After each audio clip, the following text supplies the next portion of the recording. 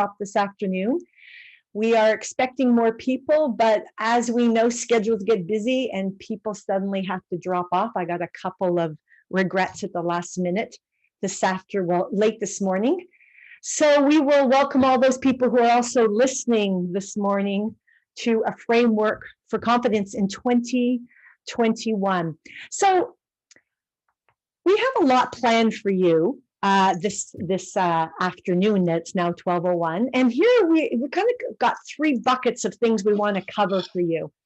We want to be covering the area of your mindset, your skill set, and your tool set for you and your business. And there's a big distinction here between you and your business. Often as an entrepreneur, there can be a collapse of the two of them, but you can become your business. And actually, those are two different things. So for me, I'm Marisha Charsky. I am the founder of Velocity Partnership and most recently Entrepreneurs Velocity. And this invite to all of you is me being my business Entrepreneurs Velocity. However, I also go out into the world, and I know this is all obvious to you. I go into the world and I'm Marisha. However, the two sometimes get collapsed, and I go to bed thinking about those companies a lot. And then how do I keep those two separate from each other so I can go into the world and be myself, and then also take on generating and making my businesses a success. So when Cindy and I were preparing this, we were thinking through a number of different things to sort of distinguish between the two and also collapse the two at times, which is what we need to do. So a lot of the focus is on metrics, whether they be quantitative or qualitative, and how to be more strategic and lead your business with greater confidence. We are not going to wave a magic wand and make you a more confident person. I don't even think Dan can do that on our call, even though he is our resident magician on our call. Dan, do you want to do a little wave over there? There he is. However, we believe that with the right structures in place, the right systems in place, and you know where you stand, no matter how well your business is doing or how not well your business is doing, having that information gives you integrity to be able to build and make better strategic decisions. And with clarity, you breed confidence. So we hope that at the end of this hour and a half, you'll have a lot more clarity on how to move things forward and where you have some gaps to fill on your financials or metrics that you measure, or how you even manage yourself on a day in, day out level. So clarity and motivation to take action, first thing after our workshop completes today. We want you to be able to go out there and take some actions. And then we want to provide you some pathways for further momentum in your business. So that's what we've got, three very specific areas. And in them, again, we'll be covering these areas of mindset, skill set, tool set. So speaking of mindset, let's dive into that a little bit. I kind of want to have a sense of all of you and where your mindset is here on December 11th, 2020, after this maybe hell of a year, crazy year, bloody year. It's been a number of different things. But I am wondering if you would do me the favor of going into the chat column and maybe putting in 2-3 words to describe how you feel about your 2020. And that can be as a business owner, it can be in how you operate day in, day out, anything you want to say, but just give me a sense of what 2020 was like for you. And please type that into the chat column and we'll see what turns out here.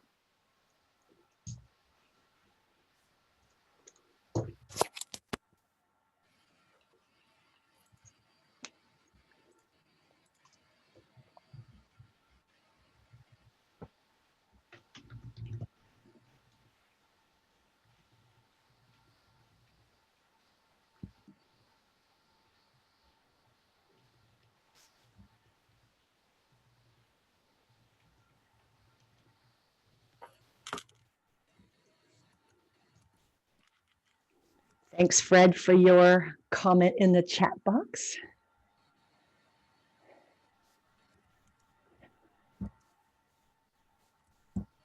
Allison, thanks. Frustrating. Yep, got it. Taking too long. Grateful and privileged. Thanks, Dan. Happy to end this year and start fresh into 2021. Looks like there might be some more words to describe 20 for you then. Drought and then flood. Okay, Toby. Nice to see you, Toby. Surviving and optimistic. Yeah. Yes. Yeah. What doesn't kill you makes you stronger is definitely an adage, Cindy, that's come out of 2020. Pam, distracted. Okay. Susan, grateful also. Thank you.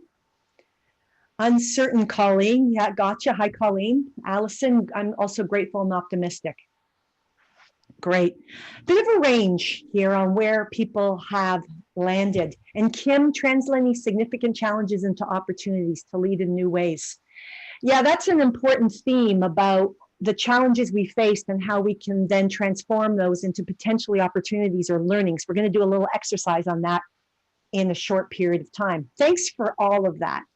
So no matter where you've landed at the end of 2020, one could definitely say it's been a bit of a marathon or a very long marathon with all of the different new challenges, completely new challenges that have come our way. I would suggest that even if we were sitting here December 11th, 2019, nobody would have predicted the year the way it went.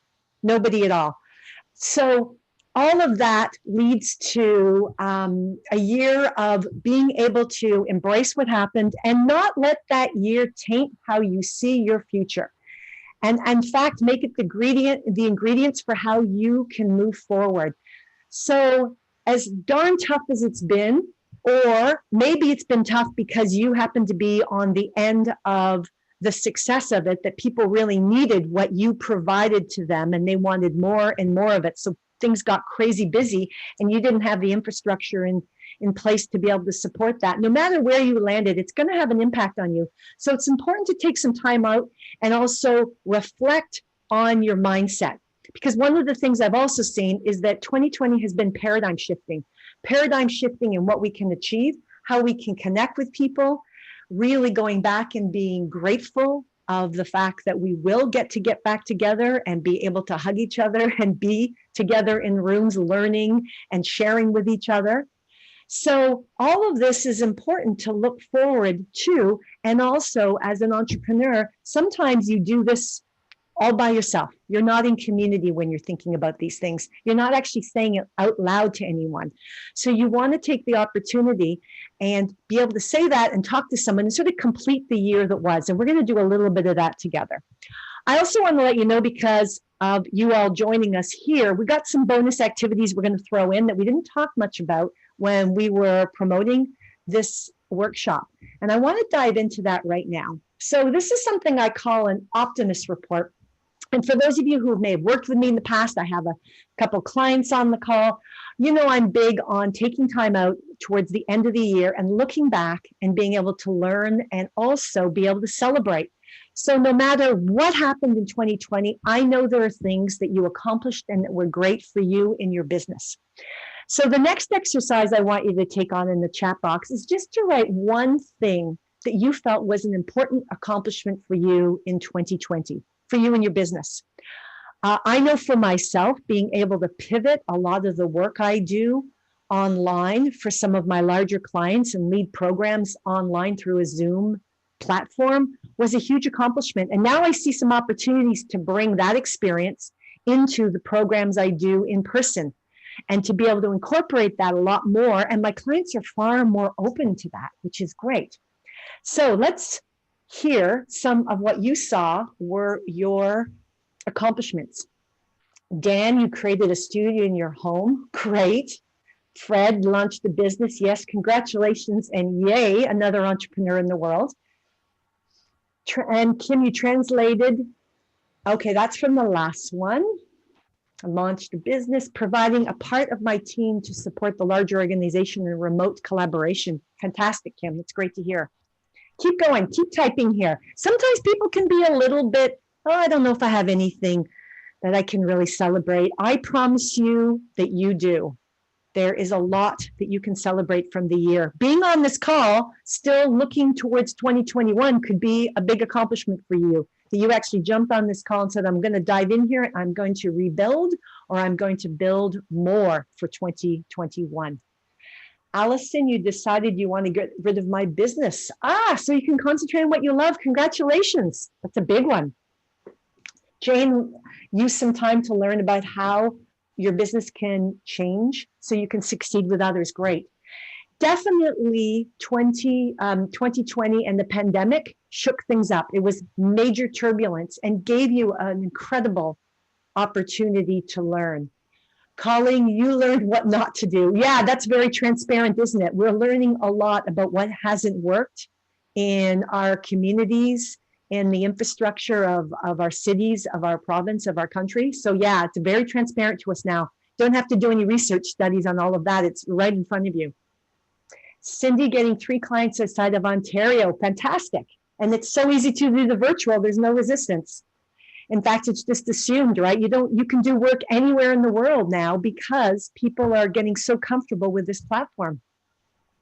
And Toby has focused on the right clients and saying no to the wrong ones. You know, I love hearing that, Toby. So good for you. So here's an exercise for you to take away then. I would like you to actually do this at least 5 more times. The best way into doing an optimist report to build your confidence is to brainstorm all of your accomplishments for 2020. You may need some help with this. You may need someone to come in and give you feedback on your accomplishments. I'm sure there's someone in your life who will give you lots of feedback on the things that you were able to accomplish in 2020. So you want to push for at least 10 of those.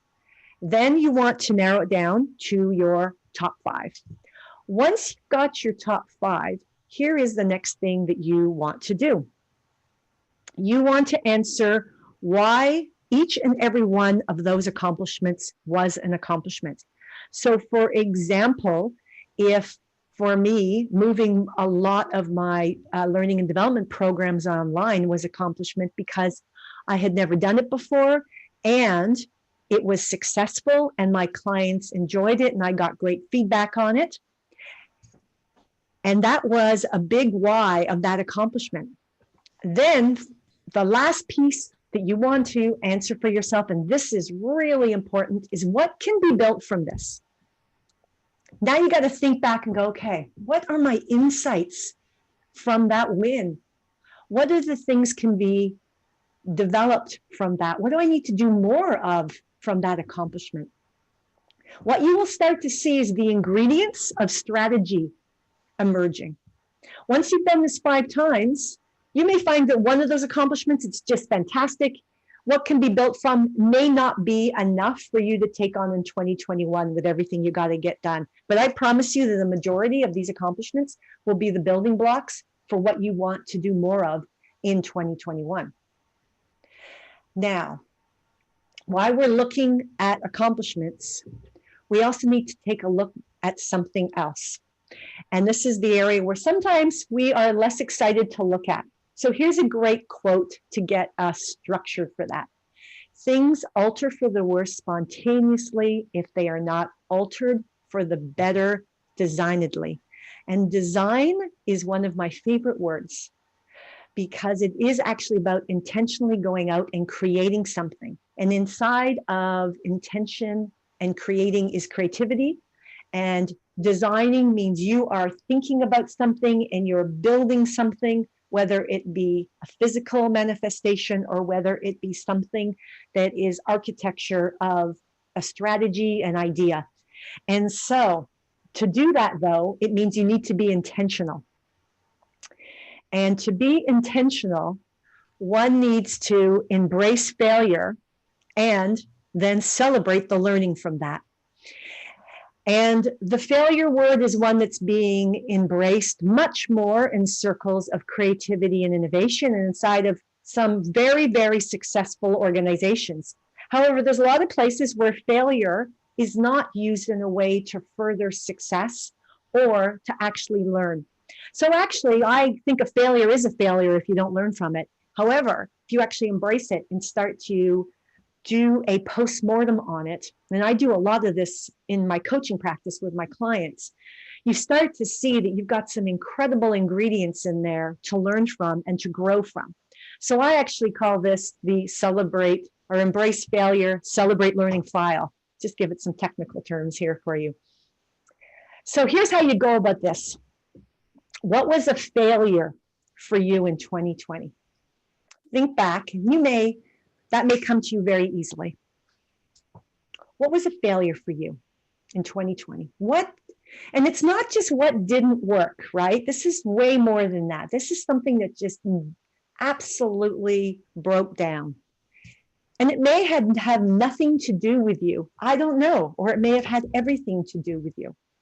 But that's the point of looking back in your rearview mirror and actually naming some failures for yourself. So name one for now. So you're practicing here. This is your practice run in this workshop. That's why it's called a workshop. Then you want to look at, why was it a failure? Thanks for filling in some answers here, Allison. You didn't follow up with your clients. Great. Yeah. And I'm sure if we were to say, hey, everyone, show of hands who didn't follow up with some clients, some of you may put up your hand too, that was a breakdown. I did not do that. So why was it a failure? You can describe it. Didn't follow up with clients. Why? And then, what do you want to shift for 2021? What needs improvement? What are you going to alter? Back to that quote. Designedly alter for the future and be able to impact. And then, you want to do this 4 more times. So you want 4 more failures. This is where the failures may de-escalate in their impact on your business. Now, back to the why question though. Asking why 5 times is a great way to really understand the core of the failure and how you might, in some way, have caused it.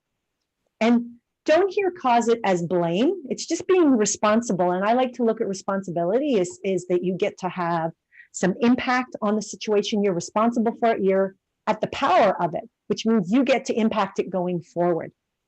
So why was it a failure? And then ask, well, why was that? And why? And once you get to that 4th or 5th why, that's probably where you really get to the gold dust or the insight for what you're trying to learn here. And that is such an important part of this exercise. Once you've done this, you may see some opportunities emerge for your business as you go forward. You may see there are some structures you need to implement. You may see that there are some resources you need to bring on board because, well, generally speaking, if everything is broken, it's a great time to be alive. And this is an adage that is taken from one of the groups I am with, SheEO, which is a fabulous organization dedicated to financing women-run entrepreneurs, now global organization.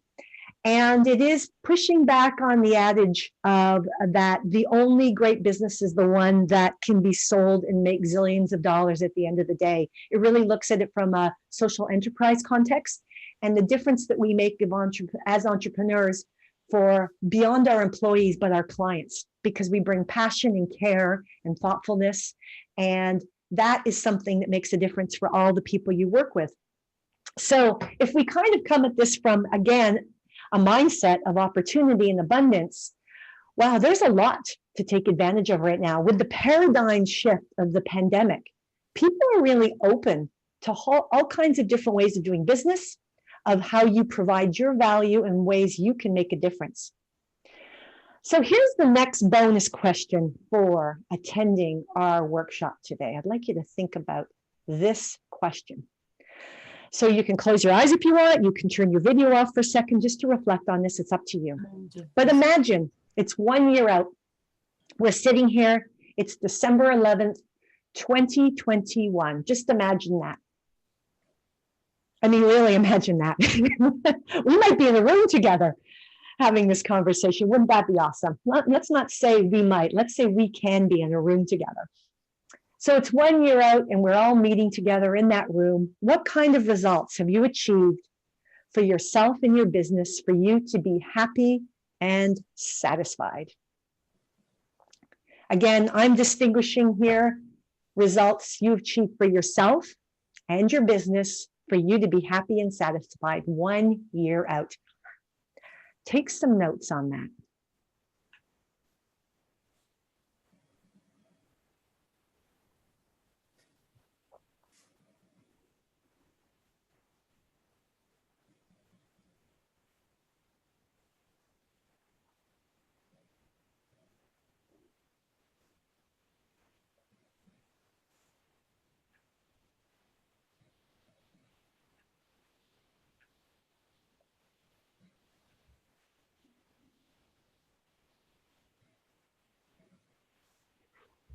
Okay, I'm going to keep pivoting here because we've got a lot of content and Cindy's up in a couple moments to continue this conversation. So the next important area for you to look at is how you operate day in, day out in your business. And I want to talk to you about your unique creative capabilities. And this was a part of our video series, the first one, to talk about your unique creative capabilities and its importance. So I'm going to do a really quick recap here, but then run you through the important exercise you need to do. So first of all, if we talk about what a unique creative capability is in your business, it's what you are happiest at doing day in, day out in your business.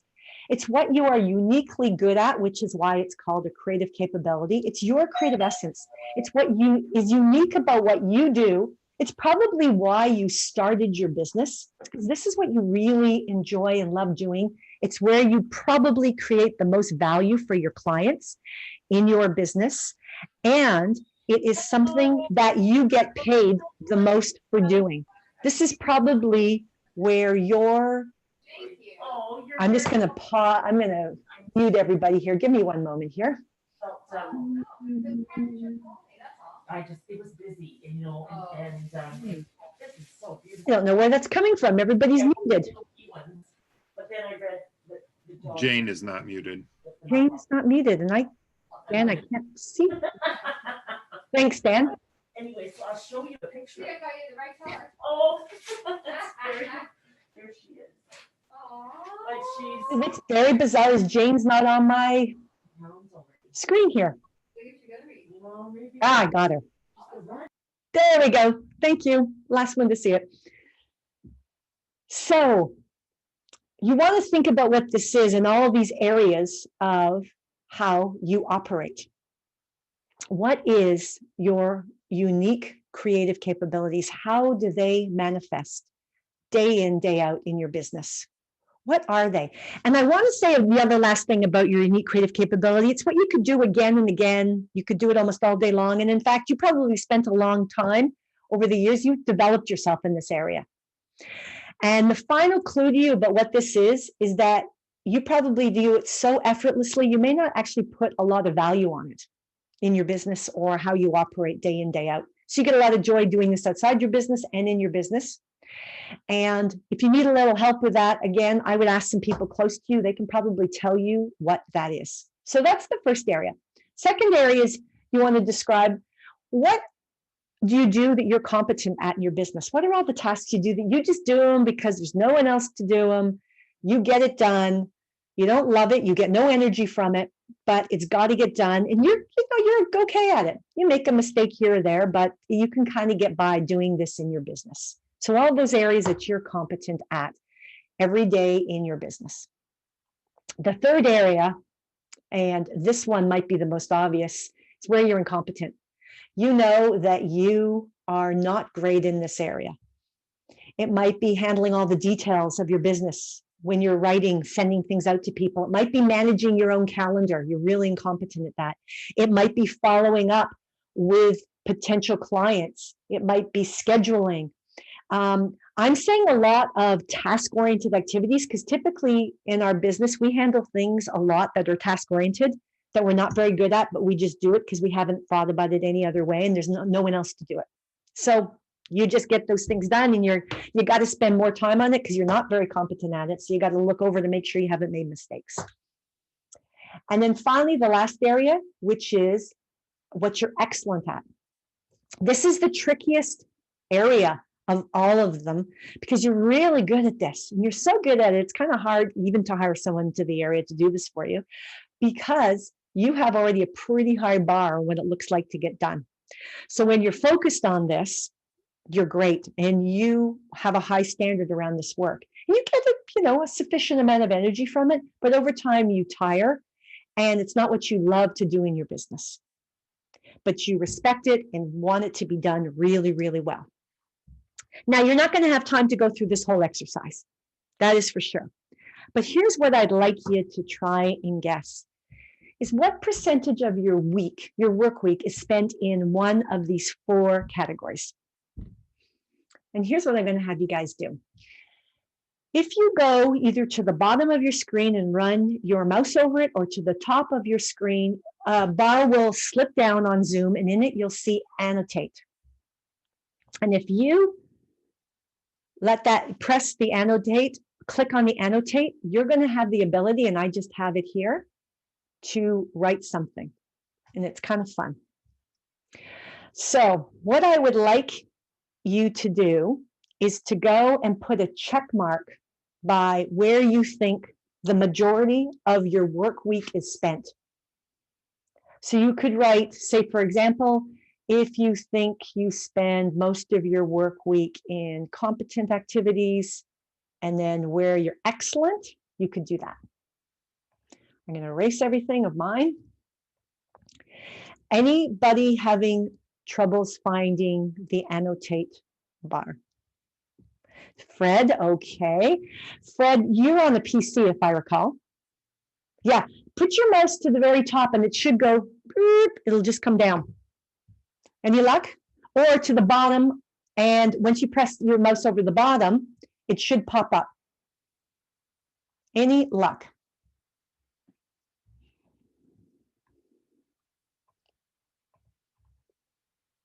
Yay, yes.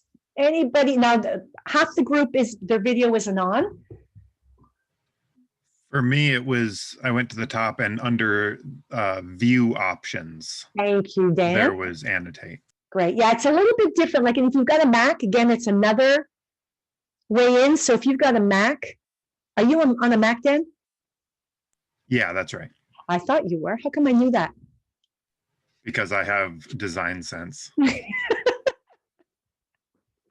I'm on the PC, by the way. Are you inferring something? Yes. All right. So that's what it looks like on the Mac. And if you're on the PC, I think if you put your mouse down at the bottom, it'll be there. Okay. I've got someone in their unique creative capabilities a majority of their week. Whoa, nice. See a lot of people in competent activities and excellent activities. Dan, that was you? Good. And incompetent. Okay, that's interesting. So they're both. And then unique. Okay. Give you a couple more minutes here. Allison got it. Thanks. Allison says only because I'm avoiding everything else I should be doing. Or maybe we reframe that, Allison, as maybe because you're avoiding having someone else do everything else that should be done. Gotcha. Good ones. Thanks, guys. Okay. Great. So you know that we will be sending out the follow-up on this. So you can do this work. And in fact, you absolutely should do this work going forward. It's really important. So all of these, what we just did, and I am just going to, okay, Louise, I see you way up at the top with your check marks, which is completely, at least you've got the annotate working, which is great. But I'm going to erase this because we're heading to our next slide here, which gets us set up, which is next.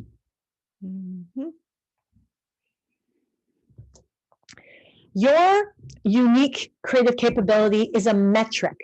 So what you just scored yourself on were metrics on how you spend the majority of your week, number 1 and number 2, qualitative metrics.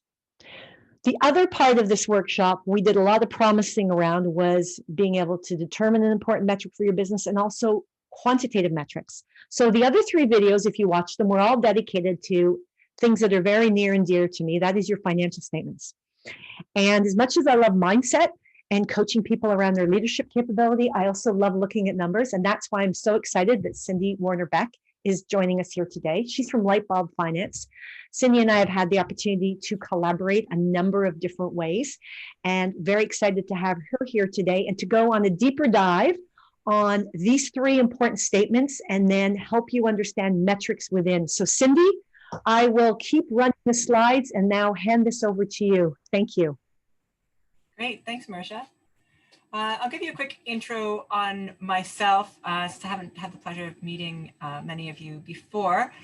I run through Lightbulb Finance. I serve as an outsourced CFO, and so, or fractional CFO, virtual CFO, and so really work with small and medium-sized enterprises to help business owners and managers really understand their financials and understand how to use those to make more informed decisions around their business going forward. And so we're going to spend some time delving into that today. I spend a lot of my time doing financial statement analysis. I have my CFA, Chartered Financial Analyst designation, and I am no longer, I was saying to a client this morning, I'm no longer afraid to say that I'm a bit of a geek and I do love playing in Excel and playing around with numbers. I'm super excited to share some of that with you today.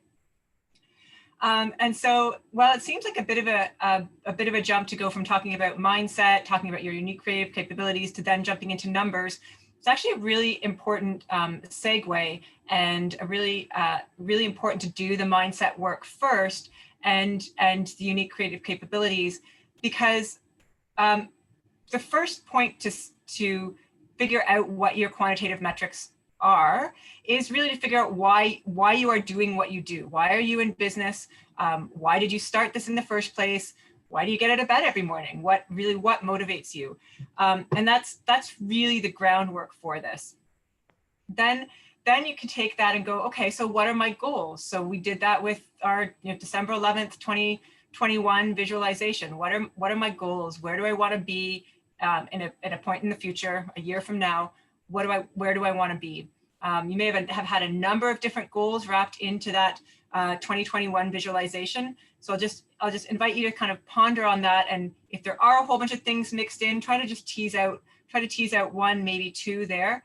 Because I want you to keep that in mind as I go through some of this detail around quantitative metrics.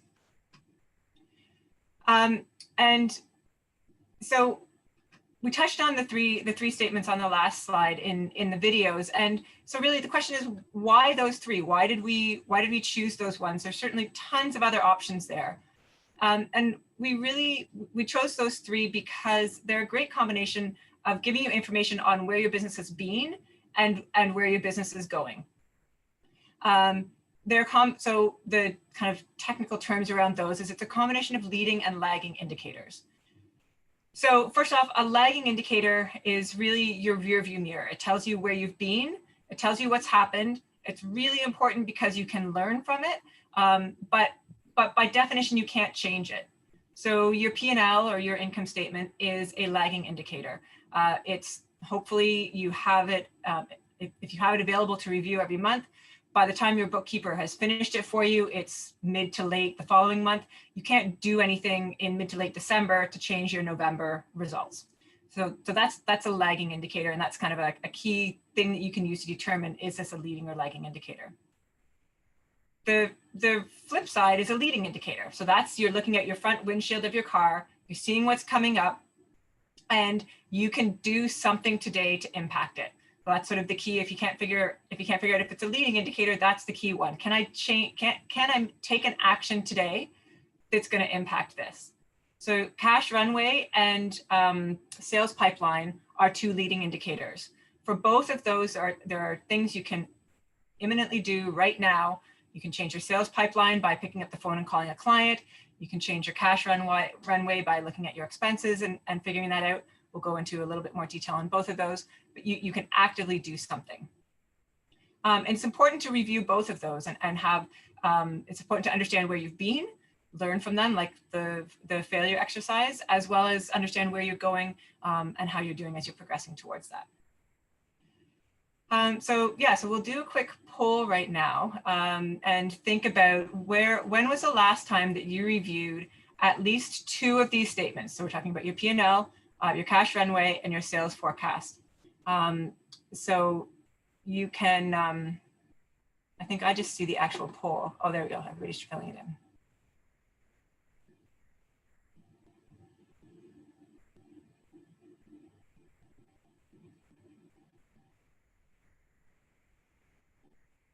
Okay. Okay, so that's pretty good. We've got about half the people within the last 3 months have looked at least one of these statements. So that's great. And then the other half, a couple of people don't really look at them at all. Few people that are in sort of the 3 to 6 month range. And this is all completely, wherever you're at today is completely fine. It's been a crazy year. We've all fallen out of habits. We've developed new habits, some good, some not good. And so wherever you are at today is totally fine. But there is a lot of really good information. Oh, here, I think I can share the results. I think people can see this now. There's a lot of really good information across those three that I would encourage you to start thinking about. How can you incorporate that so you can learn from it and continue to look ahead on your business. So if we go on to the next slide now, we're going to spend a bit of time delving into each of those three areas. I'll talk a bit slowly at first, because if you have access to your accounting software, whether that's QuickBooks, Xero, Wave, whatever, maybe just take a minute and log into it and pull up your own profit and loss statement, because that'll be helpful. It'll be helpful to you to look at your own statement. I've kind of mocked one up here, but you may get a little bit more out of it if you are able to log in. So I'll give you a minute to do that right now.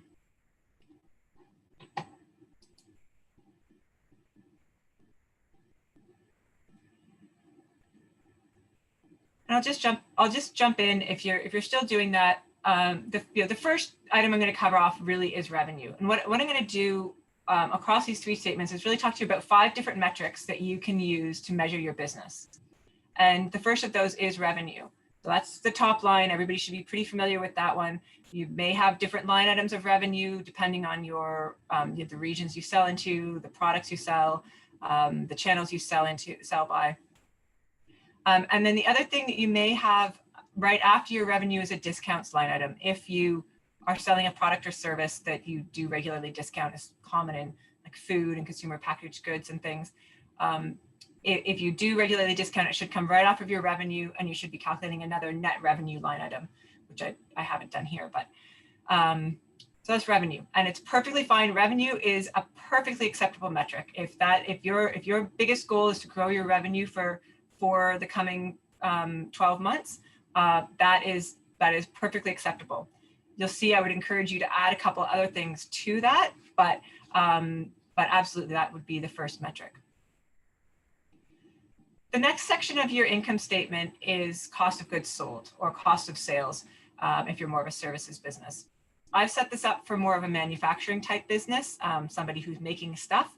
And it's a bit easier to understand, so I'll explain it first from a manufacturing perspective, where your cost of goods sold is really, it's all of the direct costs that you need to incur to earn your revenue. So when you're making stuff, it's your raw materials, it's the costs of doing the manufacturing, it might be the cost of getting your raw materials to your facility, yours or your co-packer. It can be the cost of labor to make that. It could be, or the cost of subcontractors. If you're running a services business, it's a little bit harder to think through what this might be. But the example that I like to give is if you're doing a business that works on a job site, so maybe a trades related type business, it's all the costs you would incur on the job site. So it's the people you need to pay, it's the materials you need to get, it's maybe some equipment you need to rent. Those sorts of pieces should be coming out of your cost of sales. If you're more of a professional services type business, it could be your subcontractors. It wouldn't be your own time. That would be considered more in the salaries section. But it could be the cost of your subcontractors. It could still be some costs of materials, all those sorts of things. So it is a little bit harder to sort of think through, okay, if you're in a services business, what goes in your cost of sales? But once you figure that line item out, you subtract your cost of goods sold from your revenue to come out to gross profit. And then, so that's a dollar number. Then you take that dollar number and divide it by net revenue.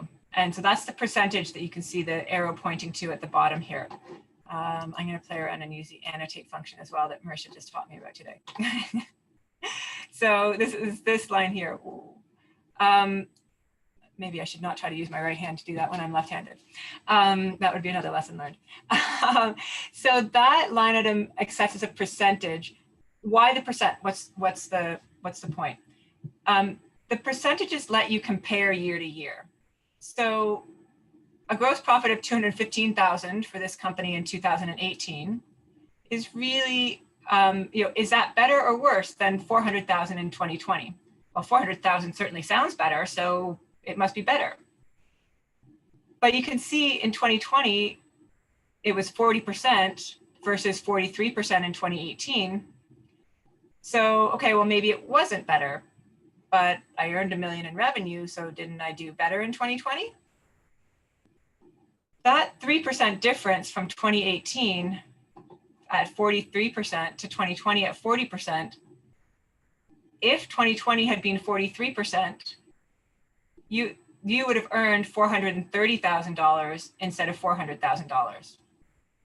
So now it starts to kind of mean something. You're like, okay, well, I could have earned $30,000 more if my costs in 2018 had been in line with my costs in 2020.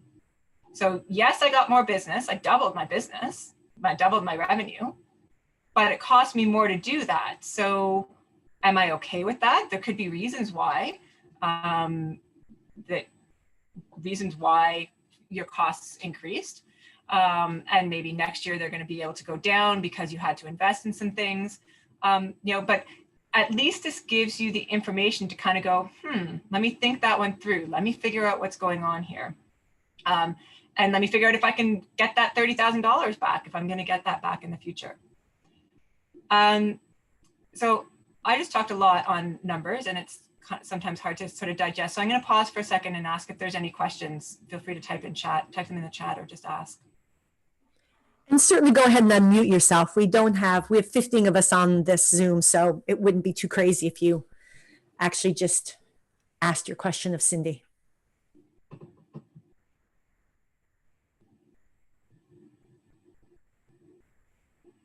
All right, I will keep moving forward, but by all means, if you just feel free to type questions in chat that I can answer at a suitable point, or feel free to sort of raise your hand and ask away. So we've covered off two important metrics so far: revenue and gross profit margin. What I've done on this slide is carried gross profit forward to the top, and so I can show you a number of overhead expenses, and our next metric is net profit margin. So after gross profit, that really ends up being the amount, the dollars you have left over to pay all of the rest of your costs. So that's salaries, including yourself, costs of marketing. I put rent and utilities. There's lots of different expenses that could fall in here, but they are all your overhead costs. So once you have all your overhead costs, you deduct those from your gross profit, and that gives you your net income or net loss in some years. So that line item here, is the 60,000 to 105,000 to 120,000. So again, it's growing every year, and this was the year that you made 500,000 in revenue. This was the year you made $1 million in revenue. So you doubled your revenue and you doubled your net profit. So your net profit margin is actually the same in both of those years, 12%. But this year in here, I'm sorry, I'll step back a second. Net profit margin is calculated the same way as your gross profit margin. You're taking your dollars left over in your net income and dividing it by your net revenue, or just your revenue if you're not calculating net revenue. So here in 2019, you actually made 2% more than you did in either of the other years. So, okay, good, bad, fluke. Can you do it again? Because again, that 2% in 2020, when you made $1 million in revenue, translates into $20,000 that could have been, you could dividend out of the company to yourself if you're the sole owner of the company, or pay yourself a bonus, or pay your team a bonus because you had a great year. So $20,000 at the end of the day is pretty meaningful, even if 2% doesn't seem like that big a deal. So that's the third metric that you can take out of your income statement. And there are tons of other ones you can do. Sometimes people ask the question of like, how much should I be spending on marketing? and there definitely are benchmarks out there as to how much you should spend on marketing, and they're usually expressed as a percentage of sales. You know, be somewhere between 10 and 15% is common, but there are definitely reasons why you'd be spending more, reasons why you'd be spending less.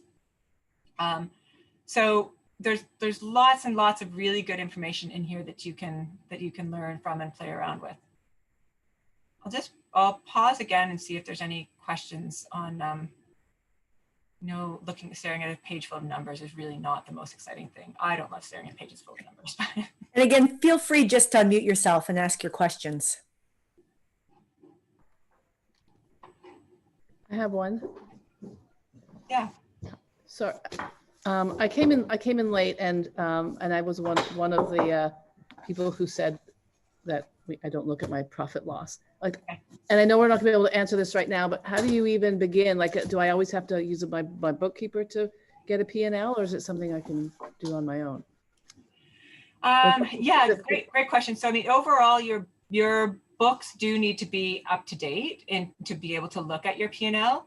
It needs to have your expenses in there. It needs to have your current revenue in there, like what you earned to the end of the last month. Like usually it would just be generated once a month.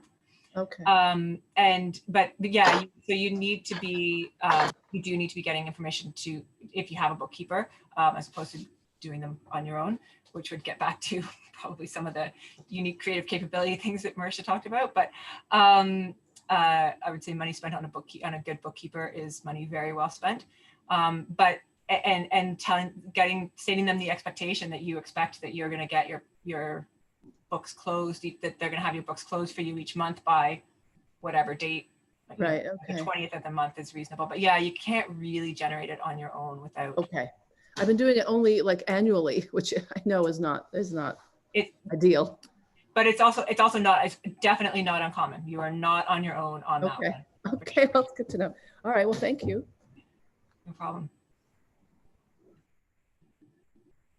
Any other questions on income statements?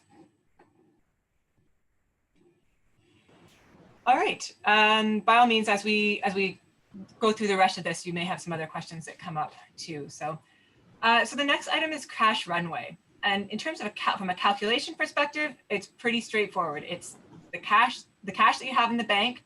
You might add your accounts receivable to that if you're pretty confident on receiving them in the next, say, 30 days.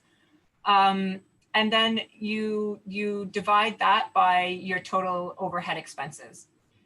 And the reason I say overhead expenses is you really want to look at how long can your cash last if you have no more revenue coming in.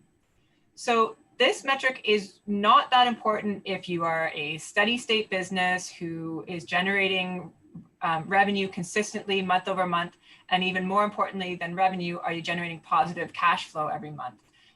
If you consistently have cash in the bank and those balances are growing and going up or growing over time, going up and down as you have different types of months. This metric is probably not the most important one for you. But back in March-April timeframe, when overnight businesses had to shut down, this metric became really important for a lot of people. This metric is really important if you're an early stage high growth company that's not yet generating positive cash flow and you're dependent on external financing. You really need to know how long is your cash going to last you. You may have some revenue coming in, but your expenses are way more than your revenue. So like, when do you need to be raising money again? Or if through the course of this year, you've learned your business is maybe not meeting the needs of the market anymore, and you want to retool your product or service, and you want to pause for a bit, you're not going to earn any revenue for a couple months while you kind of retool what you're doing, this metric also becomes pretty important. And so this is, again, as I mentioned before, this is a leading indicator. And the reason it is a leading indicator is you can see here, for each of these companies, their expenses exceeds their cash in the bank. And so they've got really less than 1 month of cash runway.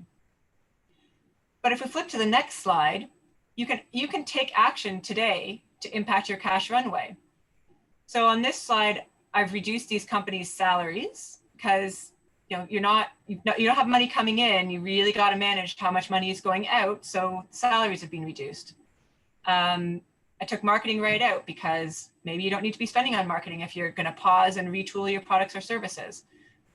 Towards the end of the time, you might need to, but you still want your rent. You still want to pay. You still need to pay your utilities. You've still got the bank, but we've really reduced expenses. And now the cash runway is somewhere between 1.5 months and 2.5 months.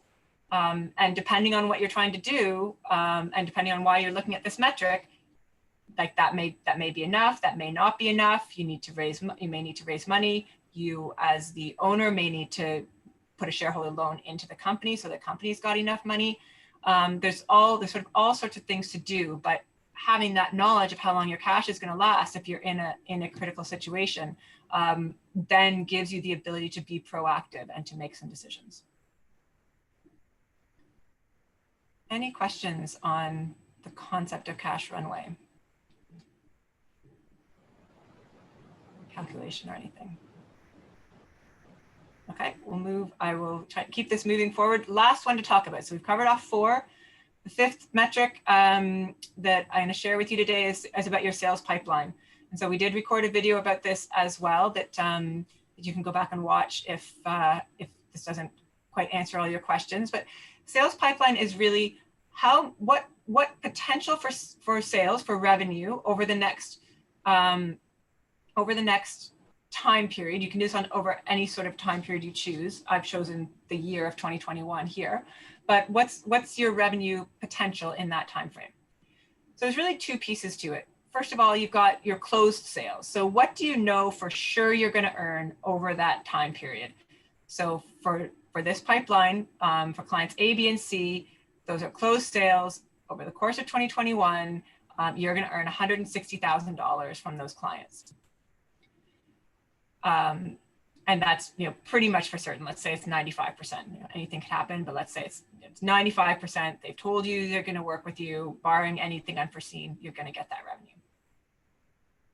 Then the second piece is your potential sales. So hopefully, in addition to those 3 clients you're going to do business with, you're out talking to other clients, and you're at various stages. Some you met at a virtual conference, 2 weeks ago. Somebody you met at the early in 2020 when you could still meet people in person, and those conversations have been ongoing. And so those potential clients, you haven't closed them, nobody's committed to work with you, but the business you think you could get from those clients is $400,000 down here. But you don't know for sure you're going to get it, so it really isn't appropriate to say, yeah, $160,000 closed plus $400,000 potential. $560,000, awesome. I'm going to do $560,000 in revenue next year. Well, like they're not. You're taking apples and adding them to oranges, basically, is what you're doing here. And so, what is usually done is you say, well, let's weight that $400,000 potential with some sort of probability. I've done it as 25%. You could argue that's pretty conservative, but that's what I did. And so that's $100,000. And so that's a bit more realistic. Like, you're having conversations with people about $400,000 worth of business. Surely I should be able to get $100,000 out of that. I'll talk about that more in just a second. But then when you add those 2 numbers together, it says, okay, so $260,000. I've got a decent chance of getting $260,000 in revenue for this year. So is that good? Is that bad? It depends. It depends. What did you do in 2020? What are your goals for 2021? The important thing here with your sales pipeline is, again, it's a leading indicator. There are tons of things you can do today to impact that pipeline. You pick up your phone and call client D. You send client E a really relevant article that shows them how much you know in the space, but it's super relevant to them and where they're at in the business and what you know of them. Client F, let's say we're in later on in 2021 and everyone's vaccinated and you can see people in person again. You go and visit client F, you jump in the car and you go and visit client F in person. There are tons of things you can do every day to impact your sales pipeline. And so that's why it's considered a leading indicator. I had said how do you choose what you weight this by? How do you choose the 25%? I said this was conservative, and it is. Should it be 50? Should it be 75? That really depends on you and your business. I would say set it at a lower percentage early on. And then if you start to realize, yeah, you know, once I get to a certain stage of conversation, I usually get about 50% of the business I'm talking to, or I get about 75%. And so that's sort of learnings that over time, as you start tracking this and paying attention to it, you can evolve it, and you get a bit more of a, it's definitely an art versus a science as to what you use this percentage weighting as, but there's lots that you can, once you start paying attention to it, you will start to learn. Cindy, I'll jump in with the paying attention, because I often find when I start working with a lot of my clients that this just sort of emerges, but they haven't actually tracked who's called, you know, where have they called from in terms of metrics, different kind of metrics. What was the source of that client that's in my potential sales pipeline or my prospect list? And then do I consider them to be a good client to get on board? And then to your point, you can start to get a sense of your percentage once you track it. Yeah. So if you look at your closure rate, and then you'll know over time, yep, I feel pretty confident. Based on this kind of client, I close 80% of them. Maybe this kind of client, I only close 20%. And then you get some averages, which will help you be able to distinguish these very, very important numbers for your business. Yeah, absolutely. And one other note that came to mind as you were talking about, Marsha, this is really structured as sort of a pipeline for a B2B type business. But sales pipeline is equally as important for a B2C business. You just might be thinking about it in different ways and thinking about it more as type of client. So if you sell clothing, then, you know, from women, you think your sales pipeline might be $100,000, but really, like, your core business is selling is kids clothing, and the sales pipeline for kids clothing might be $200,000. And what do you need to do to impact that and your core capabilities? So you really are, it really is applicable. While it's a little bit more obvious its applicability to a B2B business, it definitely is applicable to a B2C business as well. And Cindy, Fred had a question earlier about cash runways. Fred, do you have a mic? Do you want to ask it yourself? Are you able to unmute yourself? Yeah, just about how do you benchmark? What should the target be, and how do you determine that?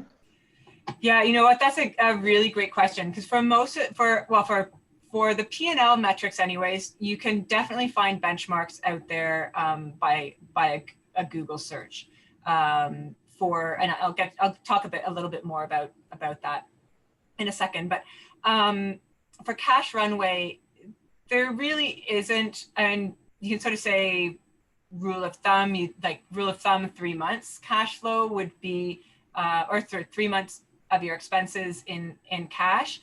But it really, this is another one where it's sort of it depends, where it's something that for your business, sort of having a sense of, like, you know, if you're a highly seasonal business and you earn most of your revenue in July and August, you might need to make sure that you've got, you know, almost by September, you need almost a 10 months cash runway, you know, probably a bit less than that. But if you're, or I mean, same thing, if you own most of your revenue in Q4 because you're a business that sells a lot for the holiday season, you may need really high cash runway early in the year, and you're okay later on in the year. So there isn't, I would say a rule of thumb would be 3 months of expenses, so that you know that you can really weather any ridiculous storm, heaven forbid, you know, the stage 1 of the lockdown we had last year, or earlier in the year, happens again. But it does really depend based on the intricacies of your own business.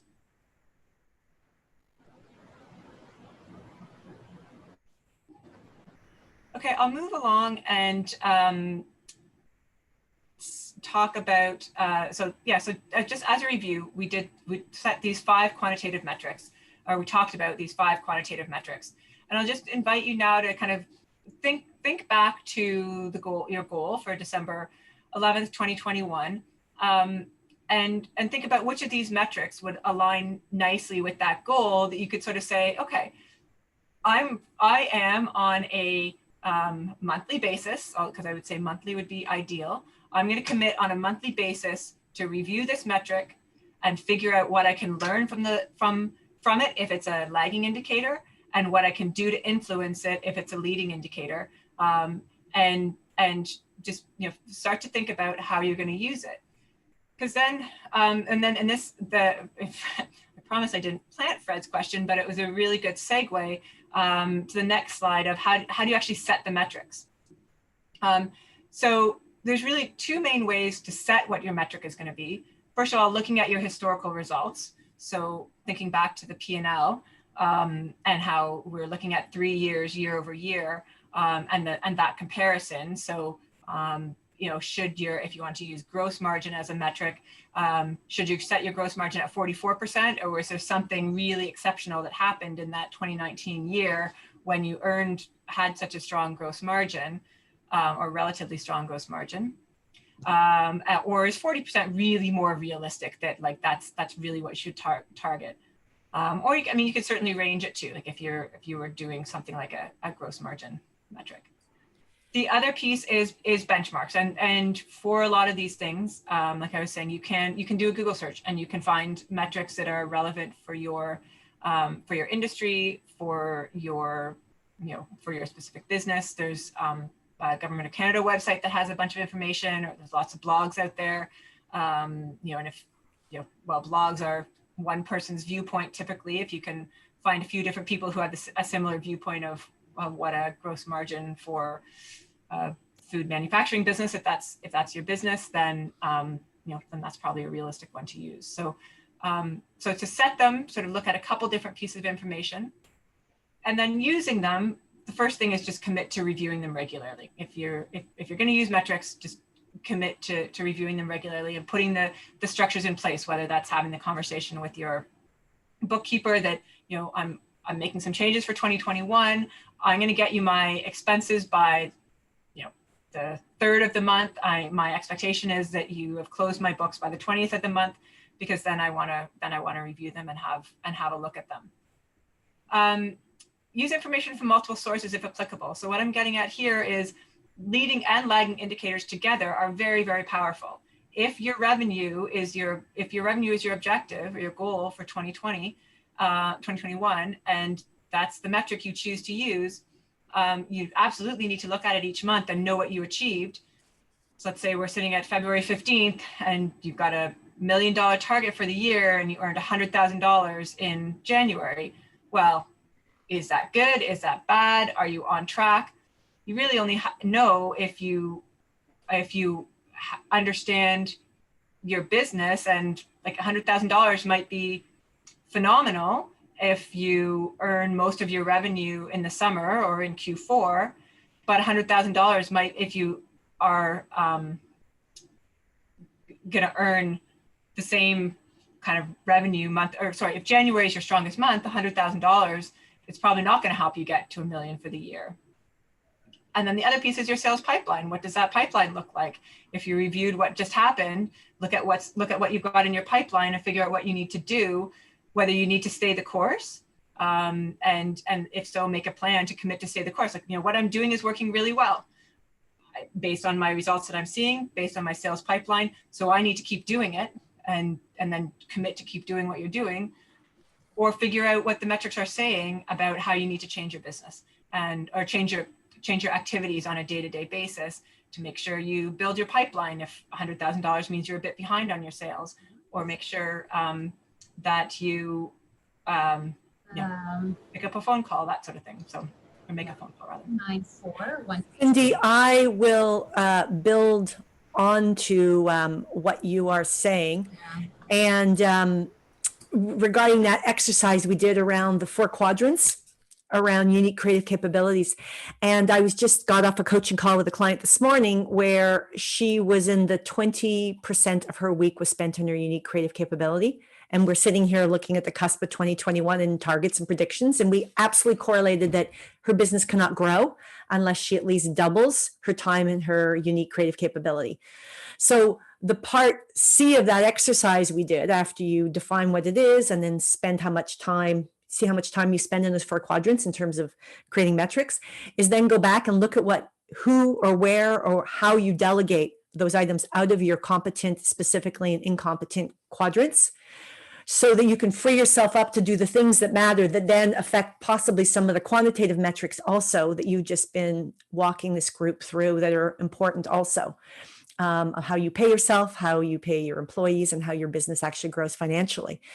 The fun thing about that is that when you're spending more time on what you love to do in your business and what you're really good at, which is probably a big component of your personal purpose, then it starts to affect your revenue streams, and then it allows you to do more of what you want to be doing because you can bring more people into the business. So it's very symbiotic and interconnected, those things, which is why we chose those for that conversation today and how to move forward on them together. So I just wanted to add that example because it's very pertinent, because I just had that conversation this morning and how important it is for people to be able to do that. Should we put questions about any of this out there? And including the pieces I spoke about earlier, I do see. Jane just asked if the video will be available to review after the workshop ends. It definitely will, Jane. Thank you.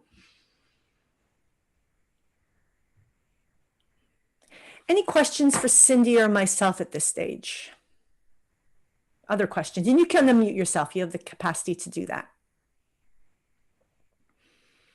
And even if you want to ask about some specifics, or you can message directly as well if you want to ask about some specifics related to your business, but you don't want to share. I have a question.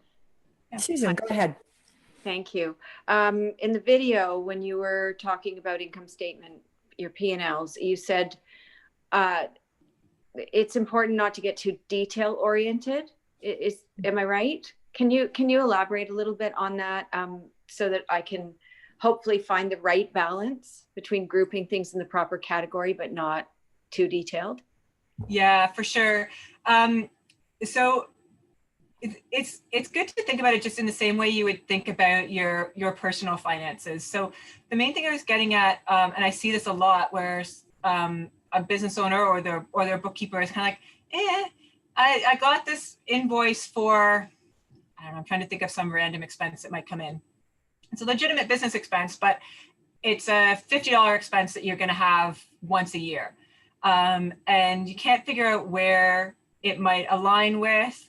Like it's legitimately hard. Like I'm not trying to make light of this. Like sometimes it's legitimately hard to kind of go, okay, where does this $50 fit in? And so I often see bookkeepers add a new account for that specific item, and there is a $50 charge in an account, and it's a business is making $400,000 a year, but there's one account with just one $50 charge, and your income statement becomes quite unwieldy to look at if you've got all these sort of disparate accounts. So the best practice there would be to just figure out, like, if it's a $50 charge and your business is making $400,000, it really doesn't matter where you put it. It's not going to make or break things. Slot it into, even if you need to have a miscellaneous expenses category, it's ideal not to have a miscellaneous expenses category, but even if you need to, toss it in there. So that's kind of where I was getting at on and by contrast, then, what would be very important to separate? So I mean, definitely whatever key categories you would have for cost of goods sold, and trying to minimize those, or cost of sales if you're a services business. Definitely some of your key overhead items, like the ones I called out: salaries, marketing, rent, utilities, just trying to think what else, like commissions. But a guideline should be your expense accounts should be accounts that you're going to have an expense in pretty much every month. Like, it would be rare that you would not have a month that would have an expense that would go into that account. And you can use sub accounts too in there, like marketing. People often will put a sub account in salaries as well, because there's your base salaries as well as your CPP and EI and payroll taxes and that sort of thing.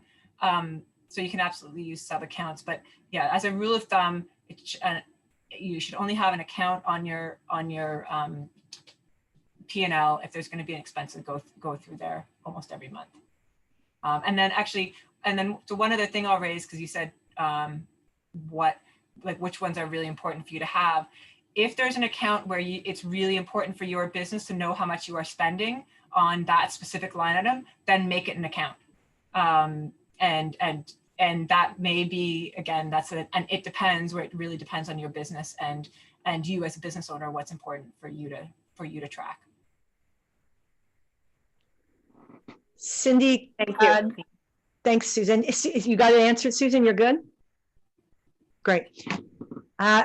Question came from Toby. Does Cindy recommend that we keep money in the bank in case the revenue dries up for an unforeseen reason like a pandemic?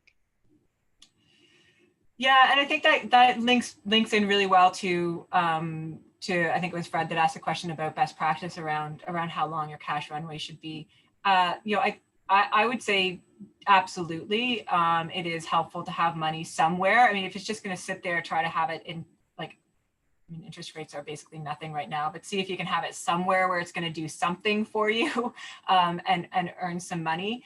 But it's definitely good to have some money that you know you can access if something happens, like, I don't know, the market changes quickly and you got a bit caught off guard and you really need to revamp things, but you need to make sure you can last for the next couple of months until you can get a new product out or a new service out.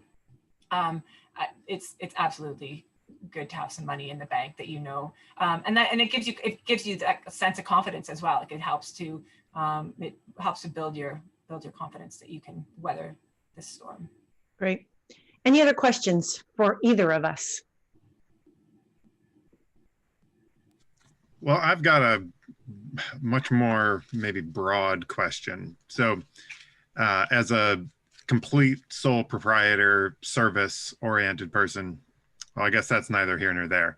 As a person who numbers terrify, when I look at these things and my eyes go glossy and my chest goes tight, do you have any thoughts around helping with that? Yeah, absolutely. I mean, take a deep breath first, first of all. For sure. I mean, staring at a page of numbers can be super, super intimidating. And I think that's where, Marisha and I wanted to do this, to start educating people about what are a few, like, if you're, like, let's take your P&L, because that can be super intimidating. If you're just staring at this page of numbers and you're looking at month over month over the course of 2020, what are, I think my first piece of advice, short of, like, I do that, this is what I do every day for my clients to help them understand their numbers and pull meaning out of them. So, but certainly that's kind of my unique creative capability, even if numbers aren't supposed to be creative. But so, either hire somebody who is comfortable doing that and can help you generate those insights, or pick one or two things that you really want to use for your business and you want to understand them and spend a bit of time, like, just in all honesty, and then ignore the rest. Like, so maybe for a start, it's gross profit margin, and you want to get comfortable with that concept, understand it. It's pretty, as long as your bookkeeper is doing what they should be doing, you can get financial statements. They can even run a report out of your software that actually calculates gross margin for you. That calculates everything as a percentage of sales. And so you can ask them to run that. They should be able to do that for you. Or if you need to do it, it literally is, you take the gross profit line and you divide it by, punch in your gross profit number for that month and divide it by your sales or net sales number for that month, and that gives you your gross profit margin. So just focus on, try sort of in the realm of, when you're getting overwhelmed with something, break it down into steps so it seems more achievable. Pick a line item, or maybe your marketing spend is really important for your business. So just choose that you're just going to look at your marketing spend as a dollar basis and your marketing spend as a percentage of sales, and you're not going to worry about any of the rest of those numbers on that page. That would be, I'm not sure if that's helpful, but that would be my recommendation as a step. Cindy, thanks. That's a great response. And Dan, I've worked with so many people where honestly, they have the exact same experience of looking at these numbers. And it is a little like going to the gym. and slowly working those muscles day in, day out. So Cindy's step by step is perfect. And then just with practice, you will start to see that it does make sense. And maybe you'll start to enjoy it, because some of my clients now are as into their financials in terms of not like, sort of a way, but that they really see how it helps them strategically make better decisions about their business and about themselves, for themselves, right? And one thing I will build on what Cindy said, I find when I first start working with a lot of business owners, they don't have a line item to pay themselves. And I stress that all the time. Make sure there's a line item there. And even if it's, they wait till the end of the year and then they pay themselves, I don't think that's a good approach to do this, because you can start to lose sight of the importance of taking care of yourself and your family when you do that. So it is important to include that in your structure. Thanks, everyone. Certainly can stay a little bit over time if need be, but I want to sort of pull the thread through all of this to make sure that, in fact, there's action that's taken from this. And as a business coach, as one of the hats I wear with my clients, I think action is pretty important. So you can learn new things, but what are you actually going to do about that? Where are you going to translate that and put some traction into your business? So here's what I recommend, and a way to set this up for yourself in terms of breaking it down. So from what you learned today, and the video will go out with what we spoke about, so you can watch it again and set this up for yourself. But you want to set up a metric for yourself for 2021. Maybe you have been setting up metrics, but you didn't call them that in the past, and you have a new frame or a new set of glasses to look through to understand that. And maybe there's a more important metric to be measuring for yourself for 2021. And I'm just saying, set up one. If this is new for you, there may be a couple that you want to set up. That's absolutely a good approach. You want to set up one action for yourself by end of day today. That action could be setting yourself up to take an action of setting up something else. So you're like, by end of day today, I've set up the structure to actually sit down and talk to my bookkeeper and get my books in shape, or get a software program, or maybe move to a new sales pipeline software like Pipedrive or HubSpot. Has a ton of free resources on there to use. And you're going to just set yourself up to be successful. That's the action you take by the end of the day. The second action I would have in place by December 31st. So by December 31st, I will have done X or Y in my business. And if you can just frame it from there, even though you might be in the midst of your larger global 2021 planning process, I invite you to do that. And as I always say to my clients, whether you say you can or you say you can't, you're right. So take on the you can, because I know you can. I know a lot of you in this room, and there are a lot of people in there with a lot of strong business acumen and are very successful in your business. So if this is new, take it on. It's good for you. So I want to just shift the conversation a little bit, because I want you to stay engaged and stay in action in your business. And one of the things I find with entrepreneurs is we can be very siloed. We work alone a lot. So one way you can stay a little more engaged is to join this group. You may already have found out of this workshop through Entrepreneurs Velocity. You get my newsletter. Please join it if you haven't already done so that you can get the podcasts we have. You can get the newsletters. Dan was one of my guests on the podcast. Cindy's been a previous guest. I would love you to be able to listen and hear all of the good contributions that these people make and can make to your business and to how you lead your business. Cindy's available at this email, cindy@lightbulbfinance.ca, if you want to reach out to her. And the third way is a new program we're launching for 2021, which for me is, looking in the back, is an accomplishment that I've set this up, because Entrepreneurs Velocity has been live right now for over a year, and we've been doing a lot of things to support entrepreneurs, but now we want to take it to the next level. So to help that, to consider it, here's what I'd like you to do: a formal check-in or diagnostic for yourself. For 2021, do you need more of this? Time to reflect on what's working and not working as a pathway to action in your business.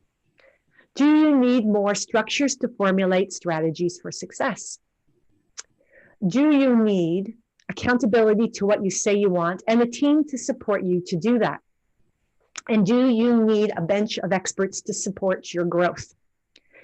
If you've been answering yes to these questions, well, I'm excited to say that you can also have a community around you who wants you to succeed and to celebrate when you do so. Celebration is an important part of the neuroscience of you being able to build on your success. And again, you can celebrate with yourself. We don't do that very much.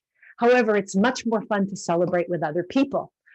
And when you can actually do that and cheer and have other people really happy for you, it does make a difference in your ability to keep going in what can be the slog of running a business. Let's face it, there are days where it is really tough and you need that community to support you. So I have assembled a team together for you to help that happen for the first quarter of 2021. Number one, we have a financial expert, which would be Cindy, will be on this team. If you want more of Cindy, she will be in this program. I have a marketing expert who has over 20 years of marketing strategy work, and she's terrific. She's also been a former podcast guest of mine. We have a human resources professional coming in who will be sharing expertise and knowledge and action to take around human resources in your business, being people you employ. However, you may want to employ someone and you've been nervous to do so. This could be the access point to actually finally hire that important person in your business. We will have a mindfulness expert join us. And she is coming in from a local yoga studio in South Toronto, which is the beach. For those of you outside of Ontario, I'm saying South Toronto because it's right by the waterfront. I don't know if we refer to it as South Toronto. And Liz has over 20 years of leading mindfulness and yoga classes, and she's extraordinary. She's done work for some of my corporate clients. And finally, coaching for action and traction, which is where I sew it all together, create connective tissue. And I love to put in accountability to the work being done and do so in a way that has you feel even better about yourself and knowing that you can actually do it. So this is the team that we have pulled together for you and what I'm calling the Catapult program for 2021. It begins on January 11th and it ends on March 31st. There'll be over 10 hours of coaching within your group. You'll have access to over 5 hours of expert content to use, which you can watch again and again. You will have accountability to what you say you want. You will have access to your online community, which would be whoever jumps in and joins this course with you, to ask questions, celebrate success, and ask for what you need. Now, the value of this course is $3,500, but we are not going to charge that. Prior to the course date, prior to the date of December 18th, you can get this course. I'm sorry, let me reframe that. Prior to the price of the course after December 18th is $1,900. That's what it'll be after December 18th. However, if you're able to register before December 18th, the course is $1,500. So again, it's 3 months solid. You will have interactions every single week, either with one of our experts in the aforementioned areas, plus myself, in terms of making sure you can convert that into action. And the first thing we will work on is actually using a template like Asana or Monday.com and having you create your goals for 2021 that you can then start to track through this system. So the cost of this is $1,500, and that is important. It's before December 18th, which is a week from today. So if you want to register for this course, the way you can do that is that you can go into Eventbrite at this address, and I'm going to send this all out to you. So you will get this next in an email. And what you'll do is when you register, you won't pay at that time. It just says you want to register. And then what I'll do is set you up for an e-transfer to be able to register officially in this course. We are looking for a minimum of 5 people to get this course up and running. So if there's less than 5, we may hold the course off until we can get those 5 people, because the community you're in is important for your success. It's built so that you are learning from each other, that you are supporting each other, that you are filling each other with the resources you've got, sharing them with each other, possibly sharing a resource if you feel that that's a good way to go forward. But knowing that as entrepreneurs, you probably are spending a lot of time alone in your thinking and your doing, this is meant to bring you together with a group of like-minded people committing to catapulting themselves in 2021. So I will send that out to you next, and I can put this also, if I escape here, I can put this into the chat column too for you to have access to that. There we go.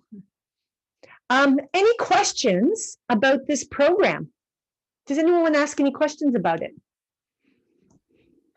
I have a question, Marisha. Yeah, It's me please. speaking. Sorry, I haven't turned my video on because I've been having Wi-Fi issues, so I'm just playing it safe. No problem. In it with my business, I'm in a should I stay or should I go decision. Mm-hmm. So is this something that it would be appropriate for that or no? It's a really good question. You know what? Let's take that offline, Louise, because I'm not sure I can answer that with a yes or no. I think it's kind of a maybe question.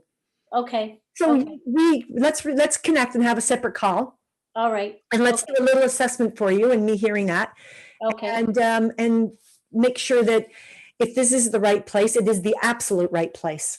for Okay. you to be able to make some decisions around that. Okay. Okay, perfect, good. Anyone else, any questions you'd like answered here? And again, you can reach out to me separately and I can have that conversation with you. I see a chat question.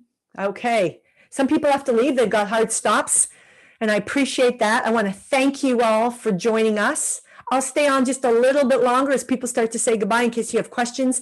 Cindy, can you stick around for 2 or 3 extra minutes in case there's a question that someone has about what you shared and it just occurred to them now? All right, everyone, thank you again. It's been great being with you and wish you a great rest of the day and hope to be hearing more from you. Thank you very much. It was a great session. Thank you. Thanks, Fred. Thank you. Be well. Bye, Dan. Thanks. Thank you. You guys have a good day. Thank you. Thanks, Colleen. Great to see you again.